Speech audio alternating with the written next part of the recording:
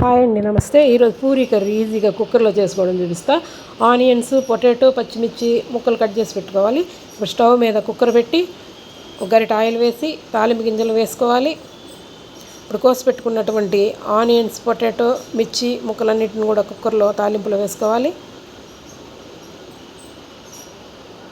ఒక spoon salt add చేసుకోవాలండి. ఇప్పుడు ఒక హాఫ్ స్పూను పసుపు వేసుకోవాలి.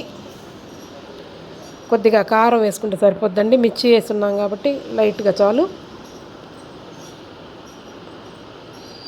ఒక గ్లాస్ వాటర్ కూడా యాడ్ చేసుకోవాలండి ముక్కలు మగ్గడానికి. ఇప్పుడు కుక్కర్ మూత పెట్టేసుకొని విజిల్ పెట్టి 3 విజిల్స్ రాగానే మనం స్టవ్ కట్ చేసుకోవాలండి. ఇప్పుడు కూర రెడీ అండి. దీంట్లో మనం శనగపప్పు పౌడర్ వేసుకొని దాన్ని వాటర్లో కలిపి కొద్దిగా లిక్విడ్ని దీంట్లో కలుపుకోవాలండి.